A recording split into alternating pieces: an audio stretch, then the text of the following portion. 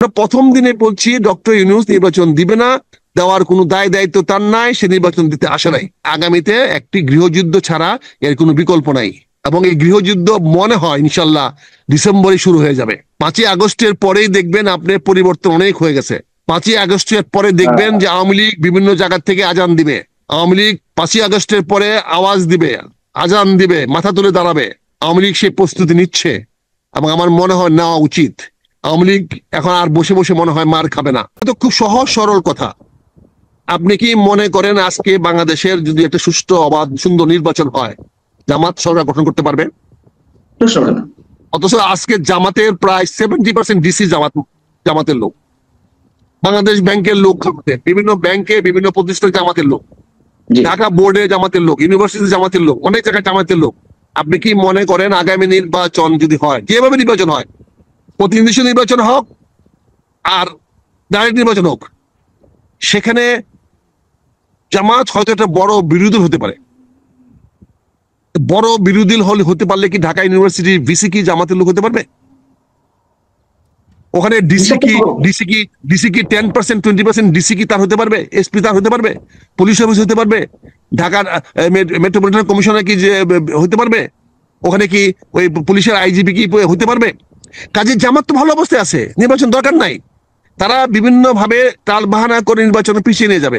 এখন যে প্রোটোকল যারা পাচ্ছে জামাতের নেতারা, এটা কি সরকারের মন্ত্রীর চেয়ে কম পাচ্ছে? কম সুযোগ সুবিধা পাচ্ছে? তাদের টিএডি হতে পারছে না, টিএডি দরকার নাই, তাদের এনাফ ফান্ড আছে। কিন্তু এখানে তারা সবাই ঐক্যবদ্ধ বিএনপিকে ঠেকাও, বিএনপিকে ঠেকানোর জন্য তারা রাজনীতি করছে। এবং ডক্টর ইউনূস নির্বাচন দিবে না, এটা আমরা প্রথম থেকেই বলে আসছি। কিন্তু আপনারাই বিভিন্ন বলে বলে এই পর্যন্ত আসছেন নির্বাচন হবে, আইজও কাইলো হবে। আমরা প্রথম দিনে বলছি ডক্টর ইউনূস নির্বাচন দিবে না, দেওয়ার কোনো দায় দায়িত্ব তার নাই, সে নির্বাচন দিতে আসে নাই। সে তার এজেন্ডা না দেয়, তাহলে যদি না দেয়, আমি প্রথমেই বলেছি আপনাকে, বাংলাদেশ একটা অন্ধকারের দিকে যাচ্ছে, এখান থেকে পরিত্রাণের দিকে যাবে। এখন যদি না দেয়, তাহলে আগামীতে একটি গৃহযুদ্ধ ছাড়া এর কোনো বিকল্প নাই। আগামীতে বিপ্লব হবে না, আগামীতে হবে গৃহযুদ্ধ, এবং এই গৃহযুদ্ধ মনে হয় ইনশাল্লাহ ডিসেম্বরে শুরু হয়ে যাবে। 5ই আগস্টের পরেই দেখবেন আপনার পরিবর্তন অনেক হয়ে গেছে। 5ই আগস্টের পরে দেখবেন যে আওয়ামী লীগ বিভিন্ন জায়গা থেকে আজান দিবে। আওয়ামী লীগ 5ই আগস্টের পরে আওয়াজ দিবে, আজান দিবে, মাথা তুলে দাঁড়াবে। আওয়ামী লীগ সেই প্রস্তুতি নিচ্ছে, এবং আমার মনে হয় নেওয়া উচিত। আওয়ামী লীগ এখন আর বসে বসে মনে হয় মার খাবে না। আওয়ামী লীগ মনে হয় তৈরি হচ্ছে। কেন প্রস্তুতি নেওয়া উচিত?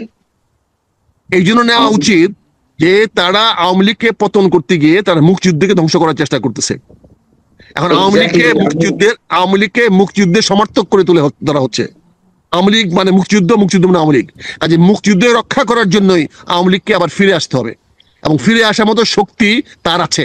তার পিছনে আমেরিকা আছে, তার পিছনে ভারত আছে, তার পিছনে পশ্চিমা বিশ্ব আছে।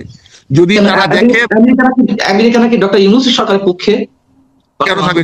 সে হলো বাইডেনের লোক, কেন থাকবে? কোন কারণে থাকবে? সে হলো ডেমোক্রেটদের লোক। কি আছে এখানে? তো এখানে যদি তার পক্ষে থাকতো, তাহলে কি তার ফরেন মিনিস্টার ফোন করে ধমকাইতো?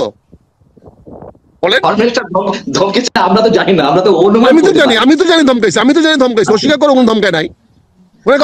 গালাগালি করছে, ধমকাইছে। হ্যাঁ, মার্কো রুবিও যে টেলিফোন করে ডক্টর মোহাম্মদ ইউনূসকে ধমকেছেন, এই তথ্য প্রমাণ কি আপনার কাছে আছে? নাই যে তা কি ওনাকে ধমকায় নাই এরকম তথ্য প্রমাণ আছে? ধমকায় নাই তাহলে এরকম তথ্য প্রমাণ আছে? তাহলে ধমকায় নাই। আমার সরকার প্রধান কেন একটা পররাষ্ট্রমন্ত্রী টেলিফোন ধরবেন? কেন ধরবেন? টেলিফোন করে যদি গালাগালি করেন নাই, তাহলে ওই বন্ধু টেলিফোন করে যদি গালাগালি করেন নাই, তাহলে এর প্রমাণ কি? আপনি ধরলেন কেন তার টেলিফোন? আপনি তার টেলিফোন উঠালেন কেন? যদি ব্যক্তিগত হয়ে থাকে তাহলে আমাদের জানালেন কেন? আর যদি সরকারি হয়ে থাকে, তাহলে আপনি কি কথা হয়েছে আপনি জানাচ্ছেন না কেন? আমাদেরকে কেন জানাচ্ছেন না? জানাচ্ছেন না এই জন্য আপনাকে অপমানজনক কথা বলেছে, আপনাকে ইনসাল্ট করেছে, আপনাকে যেটাকে আমরা বাংলা ভাষায় বলে অকথ্য ভাষায় গালাগাল করেছে। এই জন্য আপনি আমাদেরকে জানাচ্ছেন না। এটাই তো তথ্য প্রমাণ। এর বিকল্পটা আপনি বলেন। আমি তো বলছি, আমি তো প্রকাশ করলাম যে এর ছাড়া কি? আমি তো আপনার তথ্য প্রমাণ দিলাম। দর্শক বন্ধুরা, আপনারা এতক্ষণ যাবৎ যার বক্তব্যটি শুনলেন, তিনি হচ্ছে সাবেক মেজর। একজন মেজর মানে বর্তমানে আমাদের বাংলাদেশের অন্তর্বর্তীকালে সরকারের কি বলে মানে যে প্রতিনিয়ত যেই মানে মব জাস্টিসের যে শিকার, কিংবা এরা যে আসল আপনার মুক্তিযোদ্ধার বা বাংলাদেশ বিরোধী বা আপনার রাষ্ট্রদ্রোহিতা প্রতিনিয়ত দেশের সাথে করে যাচ্ছে, এটা কিন্তু তিনি ঠিকই বুঝতে পারছে। ইভেন দেখবেন যে তিনি আরো একটি কথা খুব জোর দিয়ে কিন্তু বলছে যে 5 আগস্টের পরেই আওয়ামী লীগ নানান জায়গায় থেকে আজান দিবে, নানান জায়গায় থেকে তারা বড় বড় সমাবেশ এবং গৃহযুদ্ধের ডাক দিবে। 5 আগস্টের পরে বাংলাদেশে কোনো বিক্ষোভ মিছিল হবে না, বাংলাদেশে কোনো বড় আওয়ামী লীগের সমাবেশ হবে না। তাহলে হবে কি?